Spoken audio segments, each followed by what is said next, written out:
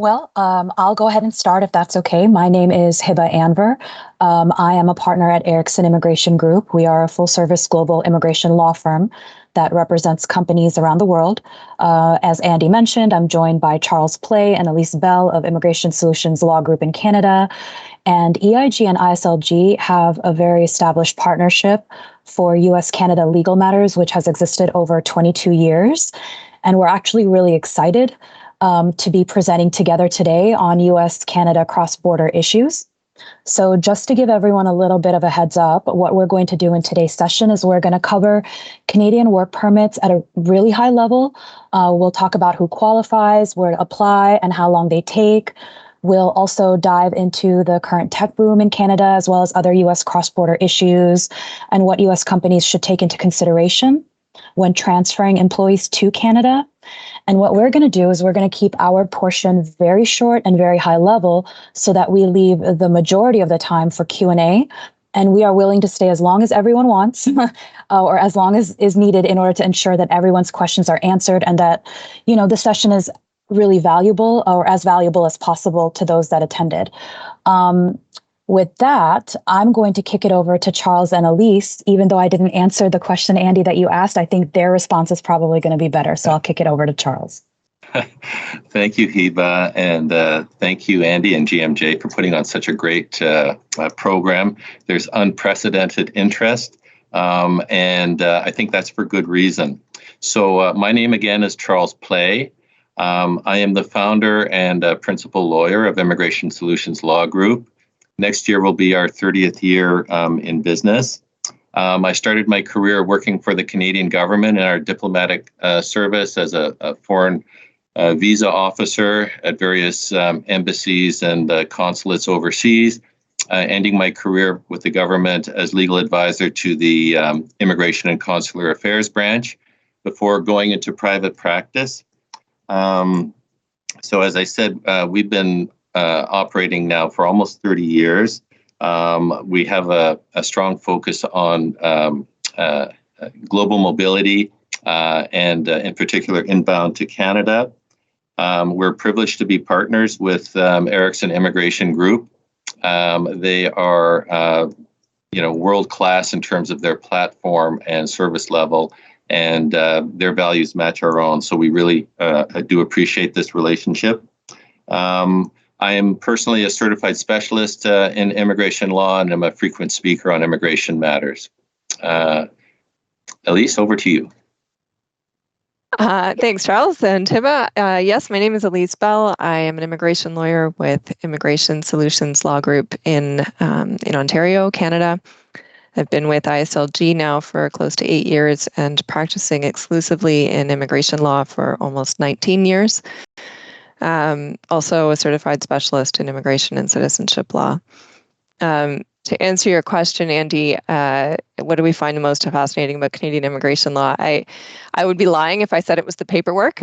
But the people and the stories that we get to walk alongside are the most compelling. The things that keep us most on our toes are just how quickly everything changes. This is not a stagnant or a static area of law by any means. There's always something new to learn.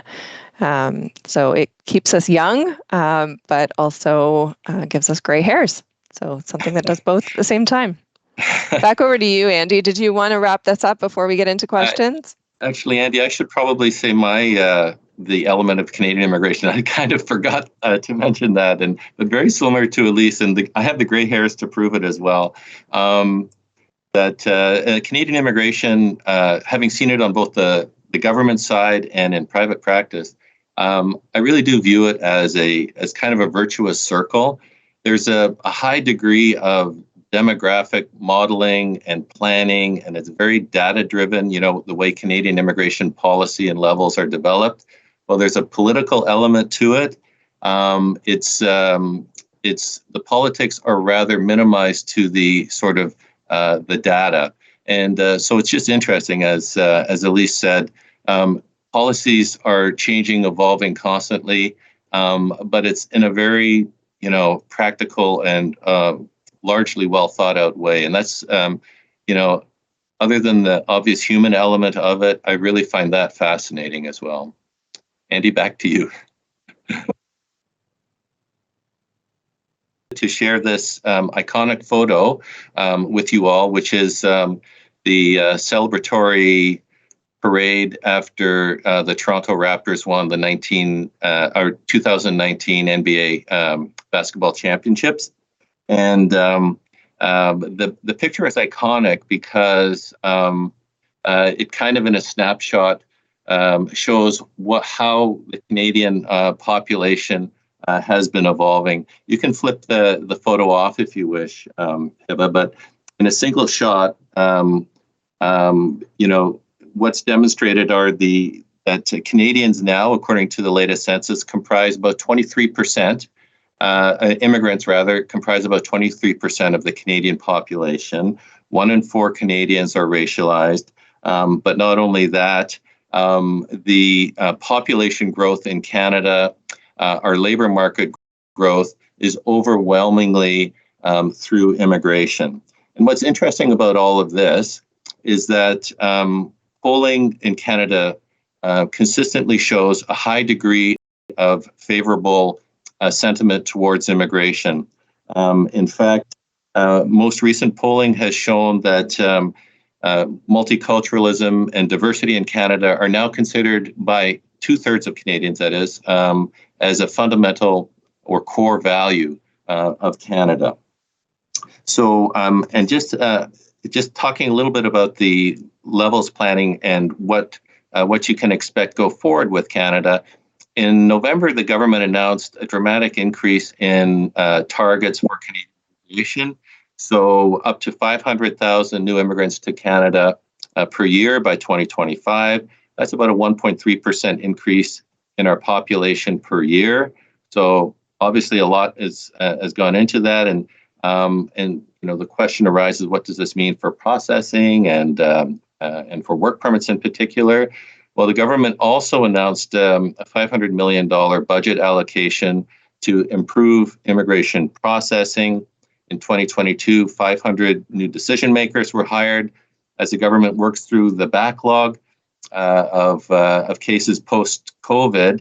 The indications are that we're going to see processing times trending down and new systems put in place, particularly artificial intelligence and the like, gearing Canada up towards even more efficient processing. So that's kind of a high-level overview I wanted to give. And the question that was posed initially was, is Canada open to immigration post-COVID? And just to answer that question in that context is Canada is definitely open. It's not perfect, but it's working towards that. So should we jump right into the Q&A that was particularly the questions that were provided in advance? So here's a question. I think I'll pass this one to Charles. What is the proper immigration status for individuals who travel into Canada on sales calls and to meet with potential suppliers? Is business travel still okay, or do they need more formal visas, especially if they make regular trips into Canada, primarily from the US? Right. Okay. So yes, business visitor travel is definitely still open. As you may or may not know, all COVID restrictions other than from mainland China, which is a temporary measure currently, have been lifted. Business visitors can either be visa exempt, so they would be seeking admission at the border, or they would be applying for a visa overseas. The key is, what is the activity the person will be doing? And as a business visitor, as long as what the person is doing is not entering or competing in the Canadian labor market, business visitor activity is permitted. So sales calls, on behalf of a foreign entity, meetings with suppliers in Canada. Those kinds of things are definitely still available. If an individual is making multiple visits to Canada, like a high volume of visits, then of course there'll be more scrutiny, because on each entry, a border service officer has to assess whether or not the person is truly a business visitor. So for this reason, we do recommend people be properly documented when they come in. And that would typically be a letter from either the employer or the entity that they're visiting, that would address, the business visitor aspects of their entry. We call that a pocket letter, simply because it should be kept in the pocket and not presented at primary inspection on arrival, because primary inspection is just sort of a quick triage. If they think the person is fine with their verbal answers, in they go. If they're not sure, then they would go to secondary, and at that point they would produce the letter, and that would typically facilitate admission. So that's the answer there. Gotcha. Thank you. So this question, I think I should actually ask Elise, because when you and I are working on, transfers from the US to Canada, I feel like this actually comes up a lot. What visa work permit options require a labor market benefit plan, LMBP, and what options might a company have to avoid having to go through the LMBP process? Thanks, Hiba. It's a good question. I'm going to say off the bat that the LMBP, the Labor Market Benefit Plan, in my opinion, is actually something to lean into.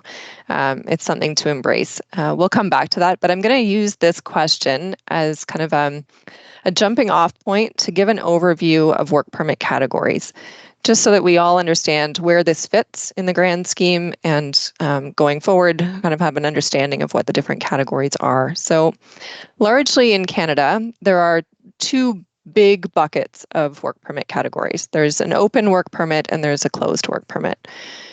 Open work permits don't list employers as a condition on the work permit. So an open work permit holder can use that to work for any employee. Examples of this would typically be a postgraduate work permit, an open spousal dependent work permit, working holiday work permit, and open bridging work permit. Those are kind of the big categories of open permits. So a lot more flexibility there.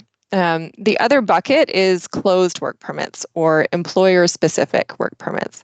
So those would be permits that have a particular employer listed as a condition of the permit itself.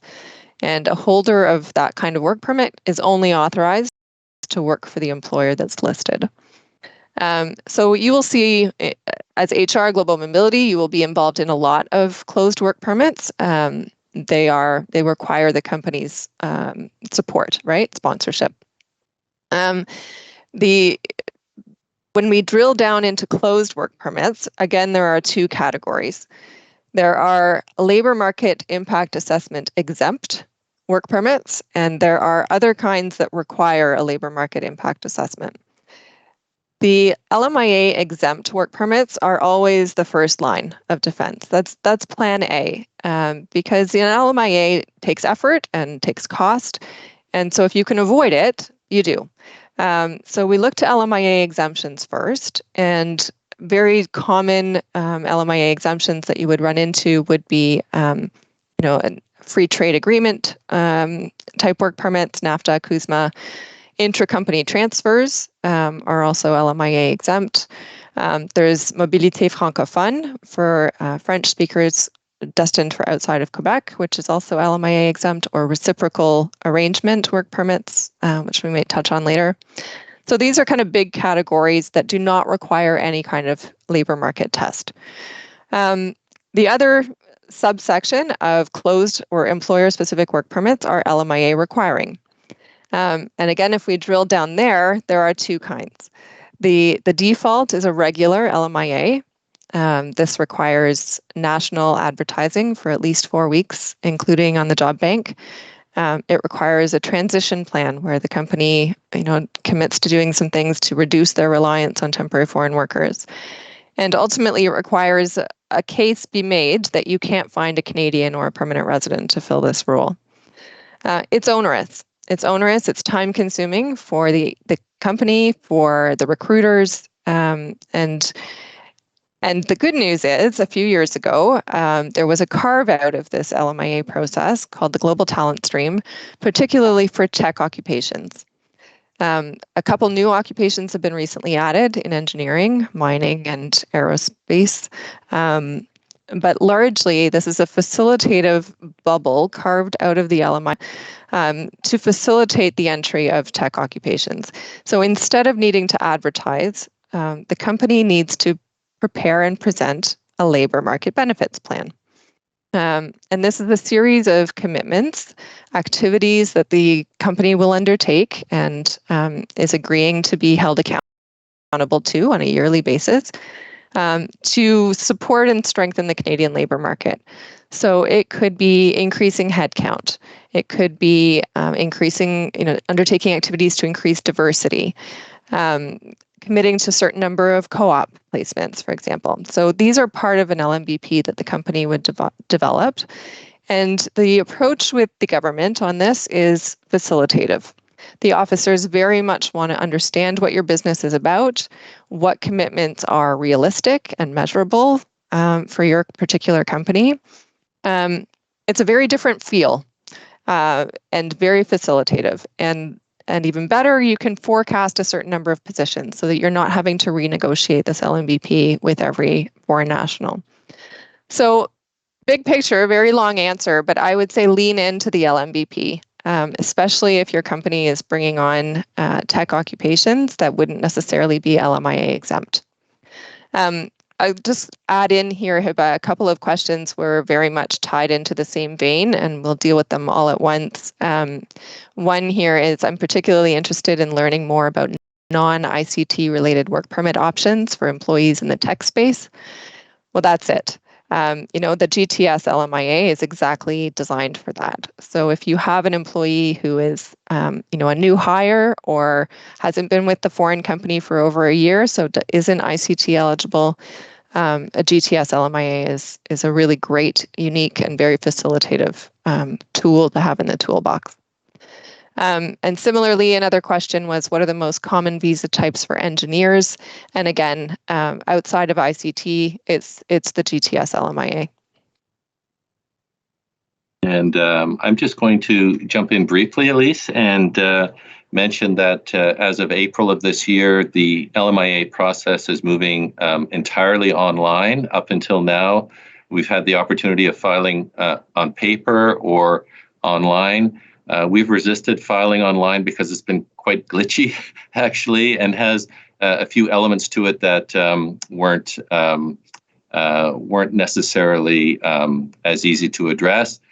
Those things are being addressed, but just so you know, the whole idea behind it is actually to speed up processing of LMIAs and to give applicants a quick read on where the application is in the process. So.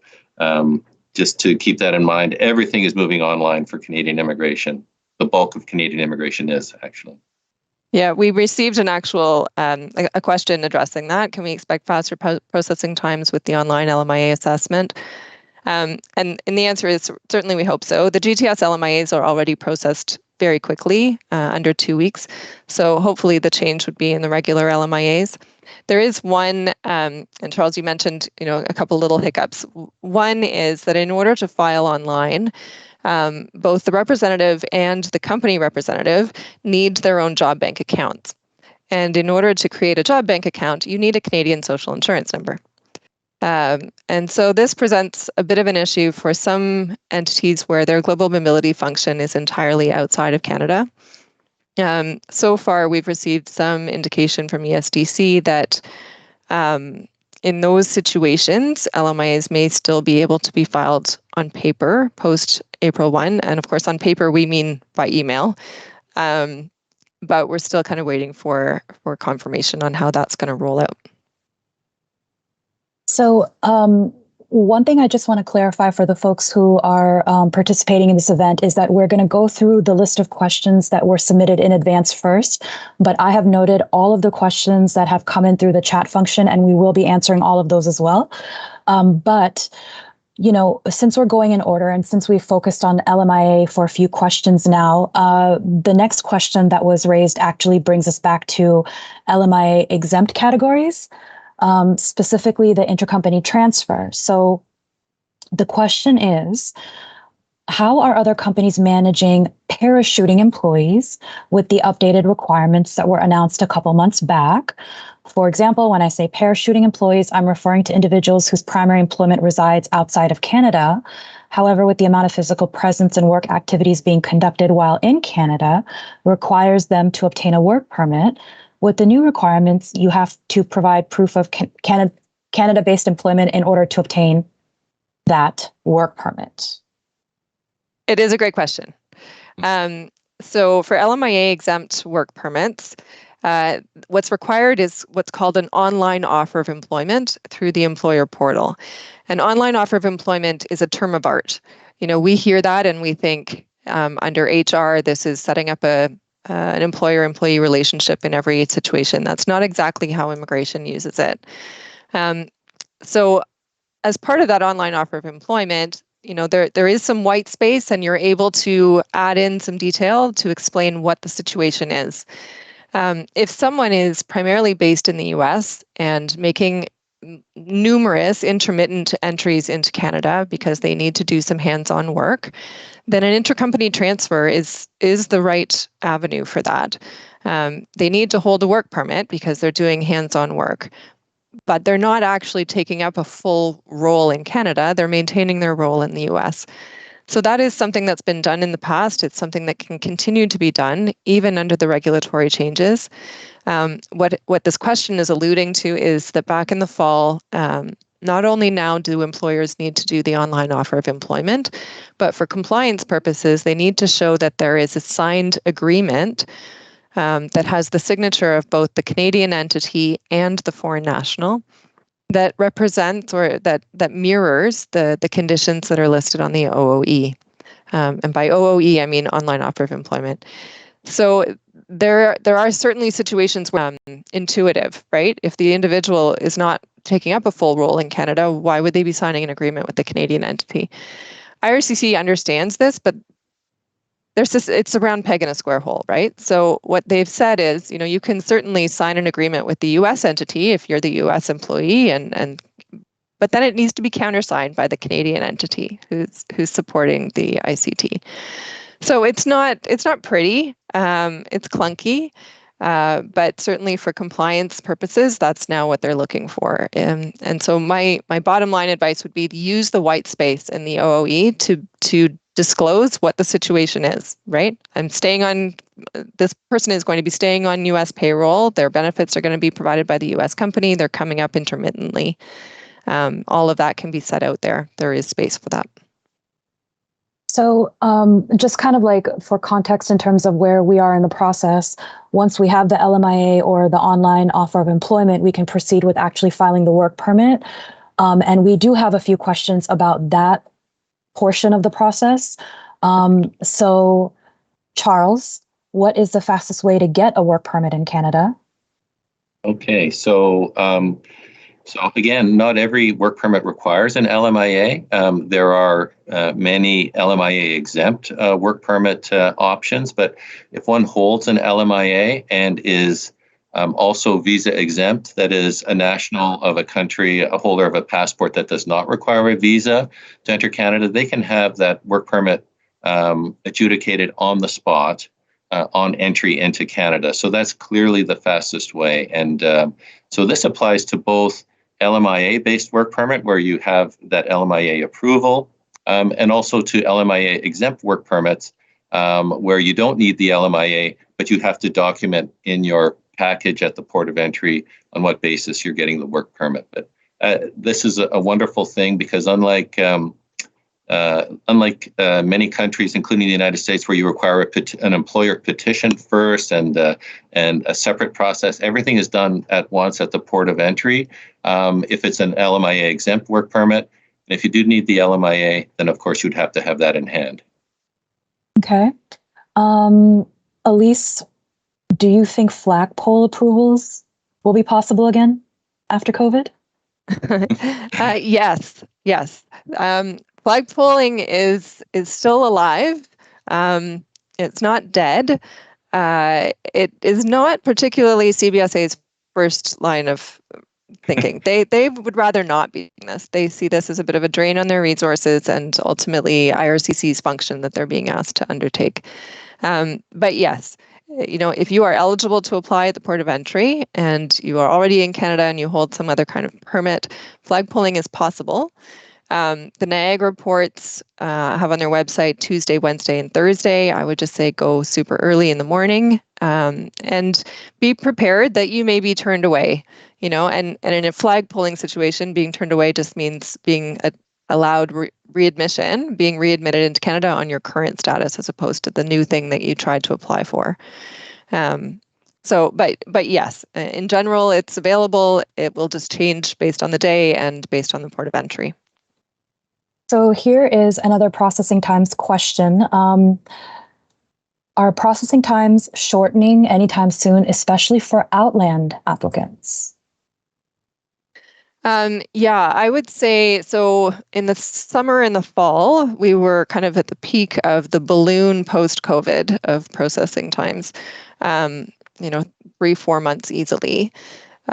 Now, I would say it's trending down, closer to maybe 2 months. Obviously, still variable. It's not something that you can set your clock by, but trending in the right direction.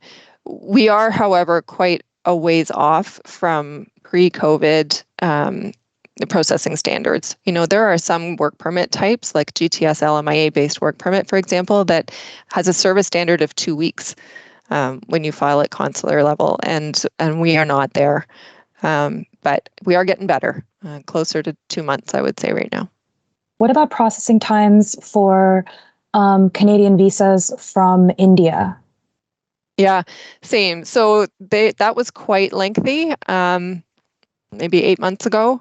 But we're starting to see closer to 2 months, both from India and US. So I would say that's kind of more standard right now than the super long that we were seeing before.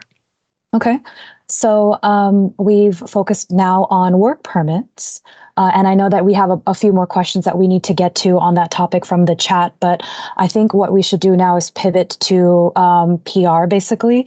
So just kind of trying to group some of these questions together, I would say, can you provide a general overview of converting postgraduate status or an employer-based work permit to permanent residency?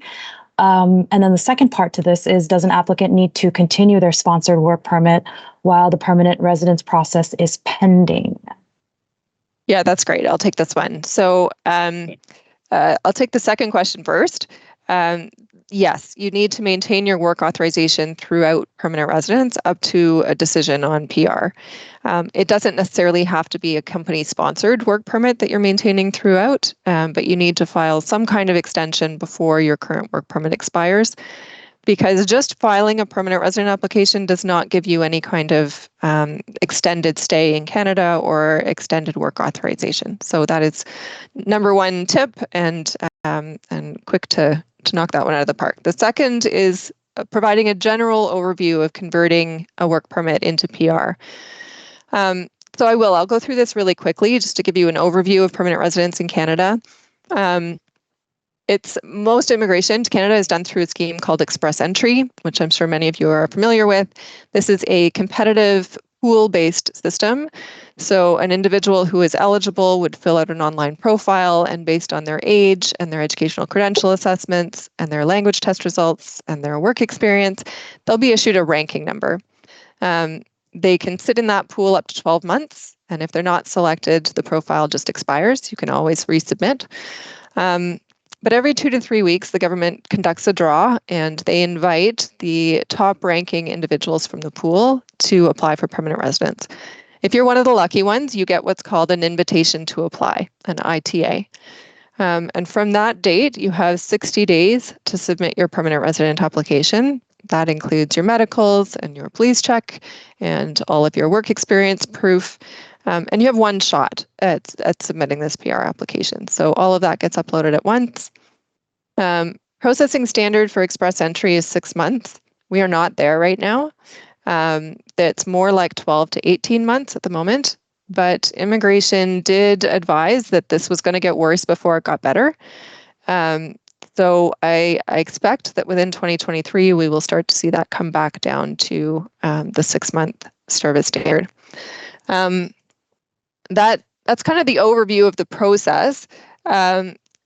Something I do want to note, though, one question we received is, what is the typical reasons for refusal? And the number one reason for refusal, the number one reason we see when people come to us with a refused PR application is that their letters of support, their reference letters, were insufficient. IRCC has very specific requirements for the reference letters. It needs to include the title and the salary and the benefits and the period of work, and most importantly, the duties. And so often, people will go onto their, Global Mobility site and just print off the EVL that's available to them and submit that with the application. And in almost every situation, that kind of generic letter is going to be insufficient. So just to flag that is the number one reason for refusal that I see in our practice. Okay, so we've got a couple of questions that are not quite on the same, I suppose, topic or stream, but I think that we can kind of take these quickly before we get to the questions in the chat. One person asked, would appreciate more insight and guidance on the new NOC codes, NOC codes that Canada recently changed and implemented. So Charles, can you speak to that? Yeah, sure. So the NOC, or National Occupation Classification System, is similar to the U.S. DOT Dictionary of Occupation Titles or the Bureau of Labor Statistics Occupational Outlook Handbook. It sort of describes occupations, the requirements for the job, and that kind of thing. And that has implications for how people qualify, in what profession they qualify, whether they're eligible for certain processing streams, that kind of thing.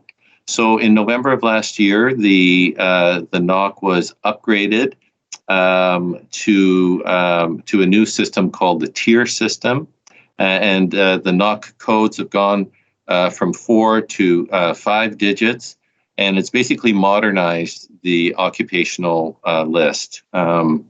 So there isn't too much in terms of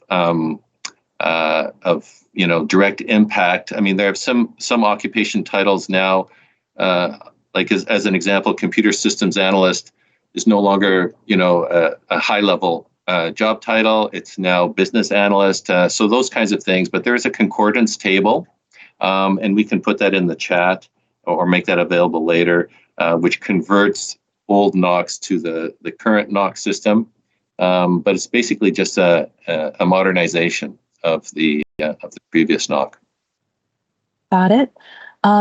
Here's a question that, I would say we're definitely getting a lot here on the US side, but I don't know, at least maybe you can take this one. How do layoffs impact a Canadian employer's ability to hire foreign nationals? Yeah, there's a couple of really good questions coming up, and this is one of them. I would say layoffs really come into play in both the LMIA context, so labor market impact assessments, and provincial nomination applications, as well as LMBP, labor market benefit plan reviews. So on the LMIA and the PNP front, the employer is filling out a form, and there's actually a specific question on this. Has there been any layoff in this occupation in the past 12 months? And so it gets disclosed there. It's not a showstopper necessarily, but it does mean that, the individual who's going to be interacting with the government should anticipate that there may be some follow-up questions here. The officer is interested in finding out whether, a Canadian's been laid off. Are they being immediately replaced by a temporary foreign worker? So not a showstopper, but just something to be aware of, that it will lead down a line of questioning, and there'll need to be some answers around that. On the LMBP review, it really depends on what the company's commitments were. So, if one of their commitments was to increase headcount, and let's say they committed to hiring 50 additional Canadians and permanent residents per year, and they've hired, 200. But most recently, they've had layoffs of a dozen. Well, they're still in good shape, right? They've met their LMBP commitments, and there may be questions on further LMIAs, but from the LMBP point of view, they're fine. If they really haven't met their LMBP commitments, again, this is a facilitative approach, and it's a communication, a dialogue with the officer. But the worst case scenario is that you just don't go on a go-forward basis, have access to the GTS. You will still be able to submit regular LMIAs. You would still have access to LMIA exempt work permit categories. But I would say on the whole, those are the ways that it would come up. Okay. What about the topic of not necessarily having a physical office in Canada? So the question is, what are the limitations to conducting intercompany transfers with no established physical offices in Canada? What if a company only has remote workers, which is actually becoming more and more common because several companies have converted to a remote first? Yeah, this is a hot topic. Yeah. Yeah. So specific to ICTs, and we'll build out from there, but specific to ICTs, IRCC has said that, yep, this is an issue. For ICTs, they are expecting that employees are at least reporting in to a bricks and mortar office in Canada. We've had experience like that can be co-leasing. We've certainly had success with that. We've also had success, listing a couple of offices or a couple of addresses. So they're reporting into this physical office, but they're also, in a hybrid situation where they'll be working partly remotely from somewhere else. That has been successful. Also successful has been requesting a remark that says authorized to work at company and client locations across Canada. So introducing some flexibility that way. But ultimately, IRCC is taking the position at this point that for ICTs, they're expecting that there be a physical office. So that does lead to the bigger question of what do we do with this full-time remote environment that is becoming more and more common. And it'll come up again. I think Charles is taking a question later on that deals with this too. But ultimately, this is, what is the business justification here? Is this a genuine Canadian position? If you can do this role from a beach in Thailand, why do you need a Canadian work permit? And ultimately, that's the question that we're constantly asking our clients, and that because we're anticipating it comes from immigration. Got it. So I think this would be a good question for Charles to take. And the question is as follows. I get a lot of third country nationals asking about going to Canada for a period of time if their US work visa is running out of time in order to recapture time on the US visa or wait on a green card or other visa process. So the question essentially is, how viable of a solution is this, and what are some advantages and what are some of the pitfalls? Right. Yeah, that's a very good question. We get it a lot as well. So this is presuming that there's no actual job in Canada and no work permit avenue. So coming to Canada essentially as a visitor, and parking yourself in Canada and continuing to work remotely, perhaps for the U.S. entity. Well, there's very clear guidance that this is permissible as long as the individual is not competing in the Canadian labor market. So the activity is important again, and the key thing there is that they're not working for a Canadian entity. They're not being remunerated by a Canadian entity. They have some financial ability to remain in Canada, and there's some delimited period of time. In other words, non-immigrant or temporary intent, attached to their entry. So these can be a little bit tricky, but they do work. And if one is, in Canada working remotely, traveling frequently back and forth is where issues often, come up, because each time you're seeking entry, you're having a different border services officer assessing the circumstances. So it's best to, if you're going to park yourself, to actually park yourself and stay put if you're admitted properly. It is possible in certain circumstances, for example, to ask for a document called a visitor record, which is a longer term status document that may be possible depending on the circumstances. So the pitfalls just basically are that multiple entries raises the risk of something happening, and just making sure that it's very clear the person is well documented, that they're not entering the Canadian labor force, but rather continuing to work overseas.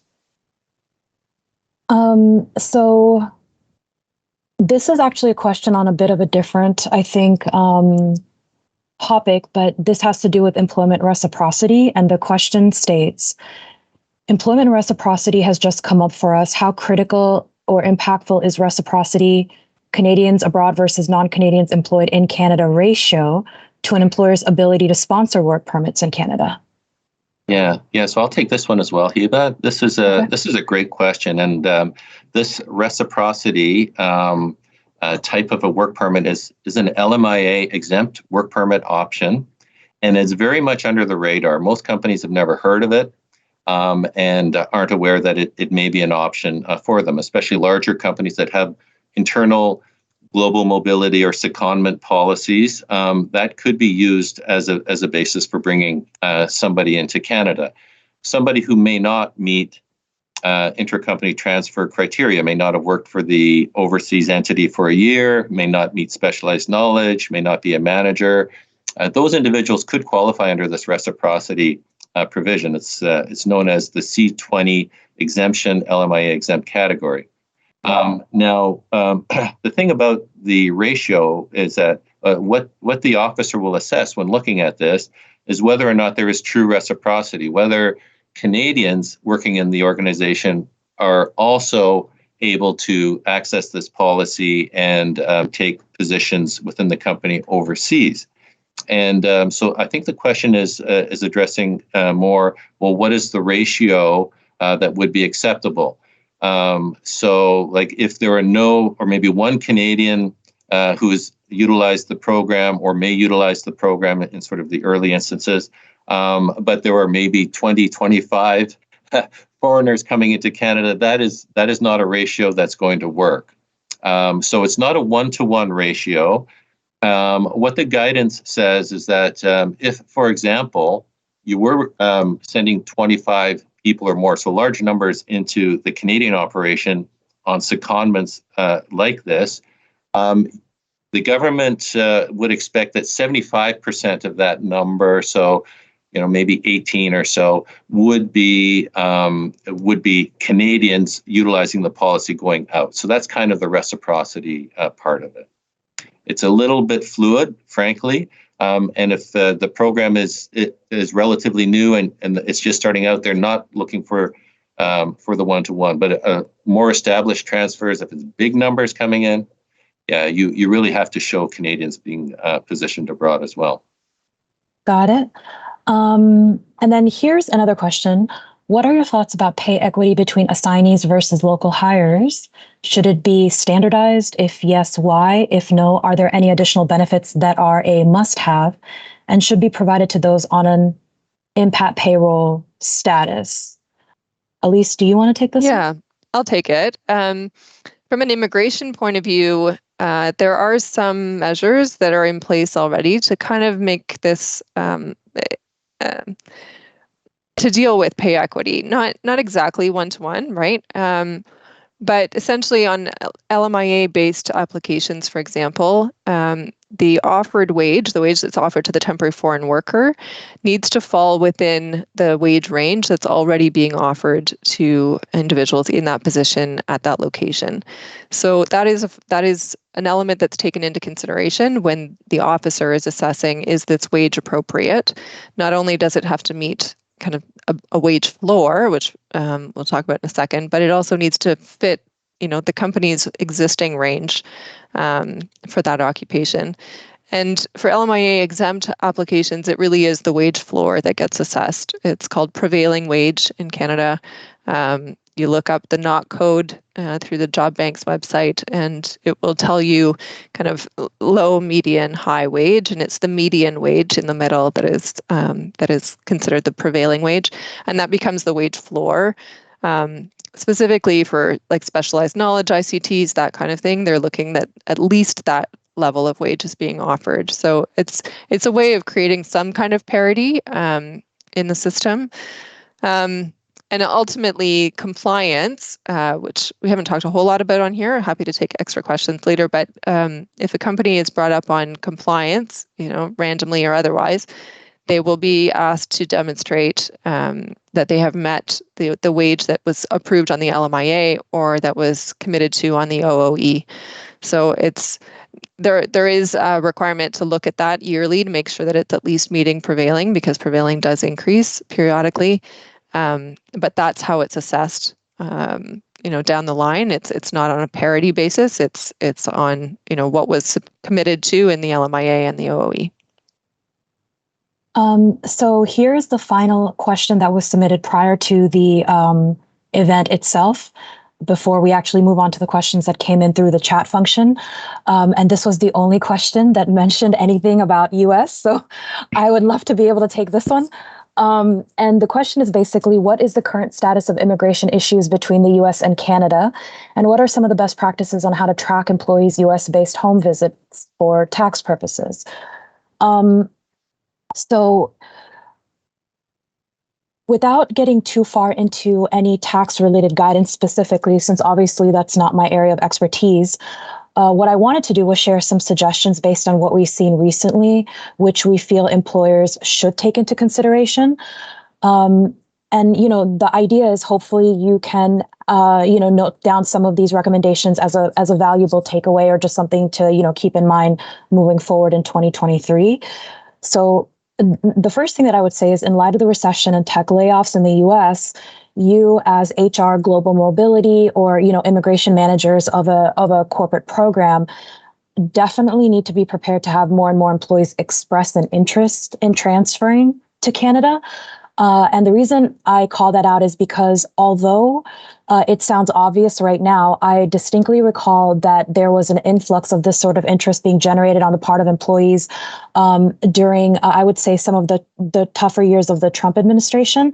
And there were a handful of global mobility folks who were, not necessarily caught off guard, but were like, okay, we kind of understand that we're getting a lot of these questions, but what is our policy? Like, what is our stance, on whether or not we can accommodate these requests? So if you are in a position where you're not 100% clear on how the business would treat a request of that nature, I would say tighten your belt, or, kind of nail that down now, because I do anticipate a continuous increase in those sorts of requests moving throughout this year. Side note, 2023 is already gearing up to be a year of multiple changes with respect to everything from fees to H-1B regulations to a number of other things. So whatever you can kind of clarify, nail down now, please do so. And then the second takeaway is, or rather recommendation is, consider, and not all companies approve this strategy, but at least consider initiating a Canadian work permit at the same time as you're submitting a pre-registration for what we refer to as a last chance H-1B cap applicant. And the reason we say this is because this way you can actually increase the chances that the work permit is approved relatively early in the process, in case you do find yourself dealing with an employee that is not selected in the cap, but is also running out of their underlying source of employment authorization. Starting the Canadian process early for someone that you've identified as last chance, or someone that your immigration counsel has identified as last chance, is going to increase the likelihood of you having a strategy that bridges that employee status, as opposed to them facing some sort of gap in employment authorization. And then, I wanted to very briefly and quickly touch on Canadians coming into the US, because, obviously intercompany transfers, they work both ways. And in some instances, some of your Canadian employees may wish to transfer to the US for a period of time. And I think it's really important to note that, unfortunately, and I have a lot of feelings about this, but unfortunately, there is a new proposed fee rule that is proposing to increase USCIS filing fees dramatically. The new proposed fee for TN visas, which is very specific to Canadian citizens, Mexican citizens as well, wanting to come into the US may possibly increase from $460 to 1,000. I think it was 1,115 or something like that. So essentially what we're talking about is higher than 120% increase. And then the fees for L1s may potentially increase from 460 to 1,385, which would actually represent a 201% increase in fees. And then there is also an additional $600 asylum program fee that would apply to each filing. And depending on what your company's cost strategy is for this year, and I would assume that it's tight just because of, economic factors here in the United States, that may actually impact the opportunity available to some of your Canadian employees seeking to transfer to the United States for a temporary period of time. So the recommendation is, talk to your counsel, talk to other folks on the team and see if you can, model out or, conduct some financial projections to understand what that increase will look like in terms of your total immigration program spend, to see if whether, it's going to actually impact the ability for the reverse transfer from Canada to the US. And then, the final recommendation I would make is something that honestly, I think Elise and Charles covered way, way better than I ever could. And that is, really do talk to Immigration Council about considering Global Talent Stream if you qualify, because at the end of the day, you are talking about faster processing of work permit applications. And I think that is really, really appealing to a lot of foreign national employees, because from the US perspective, they've been bogged down with very backlogged immigration processes. So to the extent that you're seeking to, alleviate some of that pressure on some of your foreign national visa holder population, this may actually be one way you can go about doing that. So with that, I'm actually going to jump straight into the chat questions, if that's okay with you, Charles and Elise, so that we can make sure we get to all of these. So someone asks, we had an international student that we want to hire. Is it possible to change his immigration status, or do we need to wait until he finishes his studies, as he is willing to take the job instead of finishing his program? Thank you. I can take that, Elise, if you'd like, Sure. Although you're doing a lot of those. So depending on the study permit, the first thing is that most study permits for what are called designated learning institutions, publicly funded colleges or universities, do include an off-campus work permit authorization as well. So up to 20 hours a week, full-time during school breaks. That has actually there's been some flexibility on that, right, Elise, recently. The key is that you remain a student. But if you want to jump in on that, Elise. Yeah, it's temporary. Between now and the end of December, there actually is no longer a cap for eligible students to work off campus. That said, their primary mission needs to be staying full-time student, because if they are no longer actively pursuing their studies, then they are not eligible to work off campus at all. And it could really undermine and kind of torpedo all of their future plans. So stay in school. Yeah, and the thing about staying in school, just as an addition, is that there are what are called postgraduate work permit options, which are open, and that may be the individual's ticket to permanent resident status. So maybe utilizing this temporary flexibility on hours, not capped at 20, and completing a program of study, maybe a longer term plan then is to utilize the postgrad work permit to work. So that's a way to avoid the whole LMIA scenario, and perhaps have a strategy in place for the student. So just as an aside, I currently am an immigration law professor, and Charles is a former immigration law professor. And so stay in school was going to be the answer, no matter what the question was. Next question. Can an open work permit holder be employed with an employer outside Canada? Sure, I'll take that one. An open work permit allows you to, if it does not cap you as to who you work for. So you can use that open work permit to be in Canada on status. You can use it for any Canadian employer. It doesn't cross borders though, right? So if you are, using it to work for an employer in the States. If ever you're going to be traveling to the States, you would need to be looking at what work authorization you would need at that point when physically in the United States. From a Canadian immigration point of view, though, you are in status as long as your open work permit is valid. One quick note on that, though, if the employer is outside of Canada, you would not be using that employment work experience as Canadian work experience for the purpose of qualifying for PR. Got it. Next question. Can you talk more about the Canadian significant benefit category? Is there a sense that visa requiring processing times will improve? We often are looking to hire from big pharma companies in countries like India, and the visa processing time is a detractor. Yeah, so significant benefit encapsulates a number of LMIA exempt work permit categories. C10 is sort of the catch-all significant benefit provision. You kind of have to show why you're not doing an LMIA for this position, why it's not practical, or maybe you did apply for an LMIA and you were not eligible for whatever reason, but still there's a significant benefit justification for employment. So these are very, very case by case, and should be, depending on the circumstances, it may be a great solution.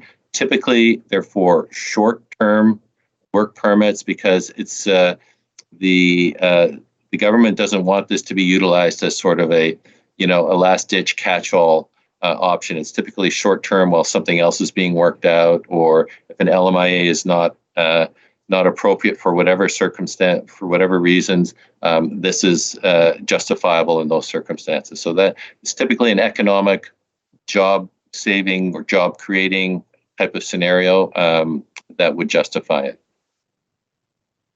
Next question. What Canadian work visa types are available to hire non-Canadians if our company closed all physical offices in Canada? All Canadian employees are now working remotely. Yeah. So hot topic, right? We've had this asked several different ways, and obviously it's resonating. I would say, if there are no physical offices left, an ICT is probably going to be difficult. Not to say it shouldn't be tried. I'm assuming in answering this question that there is still a Canadian entity. There is, a company here that has a Canadian Revenue Agency business number and would be supporting this and putting this individual on payroll. So I think ICT would be problematic. GTS, there is more flexibility. But again, we would need to address, what is the business case here? Why does this individual need to be in Canada if everyone is remote and they can be doing this position from anywhere? And so it becomes a genuineness of the job offer issue at that point. So, case by case, as all things are in immigration, but I would say probably more chance of success on the GTS than on the ICT. If there really is no Canadian entity anymore, and that doesn't sound like it is in this question, but then to Charles's point of, if you're coming to Canada for a short period of time, working remotely for a foreign employer, that is possible as a visitor, with all of the caveats that Charles threw into his answer earlier. Okay, next question. What kind of visa to live in Canada do you recommend for a Brazilian mother whose daughter wants to go to college in Canada? And in this case, mother and daughter need to live in Canada. In this case, the mother does not have a job offer. I can take it. Okay. This is a very specific question. So yeah. Who's ever asking it might be Brazilian, I'm not sure. So the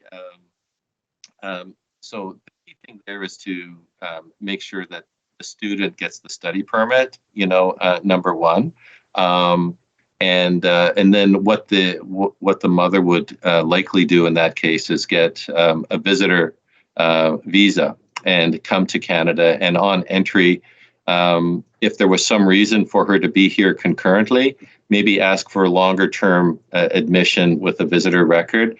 It depends on the age of the student. You know, if it's a younger student, we see this much more frequently, where a parent would be admitted as a visitor with a long-term visitor record concurrent with the child, just to sort of, supervise the child and provide guidance and care, that kind of thing. But if it's a university level student, that's a bit of a tougher justification, for a longer term. But, getting a visitor visa is probably it. You don't need a work permit necessarily. Obviously would not be eligible to work unless there was a job offer and there was some eligibility for a work permit. Okay. Can you speak to the potential requirement to have a physical office or lease in order to sponsor in a specific province? How about the acceptability of co-working leases or using the company's main lease, for example, in Vancouver, to sponsor individuals throughout Canada? So kind of more or less on the same topic. Yep, that's okay. There's a couple questions in there, though. So number one, let's assume the company does have a physical premises in Vancouver. And then we're getting into hybrid scenarios, right? So the individual would be reporting to that office, but perhaps based in Ontario or based in Manitoba. And again, if there's a business justification for that kind of two address, scenario, you put that in the OOE, explain what that is, put that in the support letter, and we have seen that work. On the P&P front, there really is an expectation that the company is bringing an individual into a province because they have an operation there. So each province has their own eligibility as to what the company eligibility is, what the employee eligibility is. But for the most part, it requires a physical office in the province where you are nominating that individual. In BC, it actually also requires a business license. So it's province specific is kind of the overarching answer to that. Co-leasing is doable. We have seen that work. Especially, in an ICT scenario, for example, there would be no problem with that, as long as, again, it's clear as to what the business justification is for the particular work arrangement. Got it. In the interest of time, I'm just going to skip ahead. So here's a good question. Due to the U.S. immigration process for H-1B cap, et cetera, many U.S. employees end up not being selected and ultimately run out of U.S. work authorization. Canada is a favorable destination, or temporarily, with the ultimate goal to return back to the U.S. at a minimum of a year abroad. There have been announcements of the Canadian government not being a fan of parking employees in Canada and cracking down on this type of employment. Can you speak a bit on this and what options may employees have? Is this an issue? We've got parking, we've got parachuting. Yeah, it's a genuineness issue. Do you want to take it, Charles? Exactly. It's a genuineness issue. It's so parking, parachuting.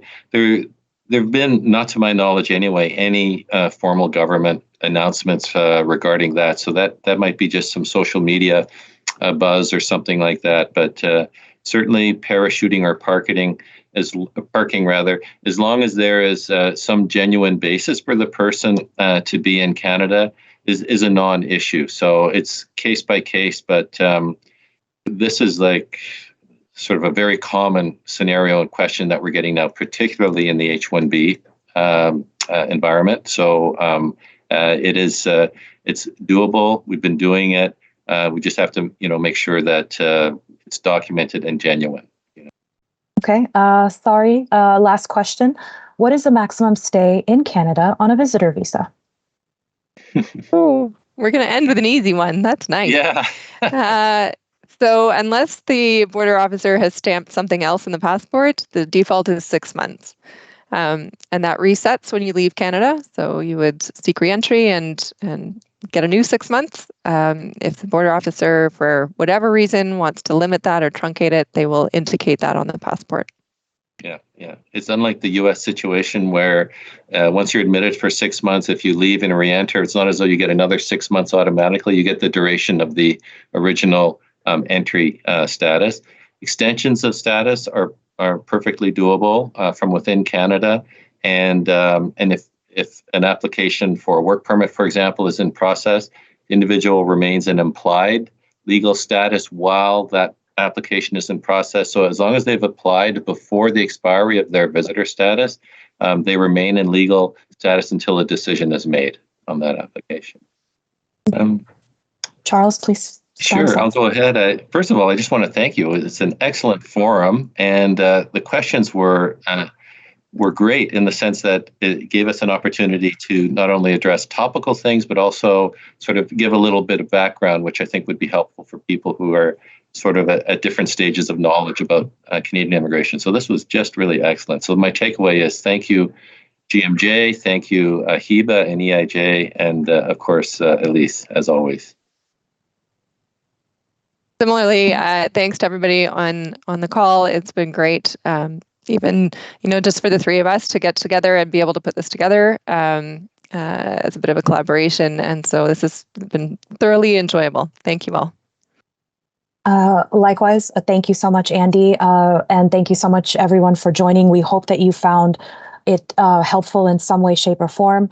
I think that this was really interesting to see I think the overlap in terms of questions and issues that we normally assist our clients with.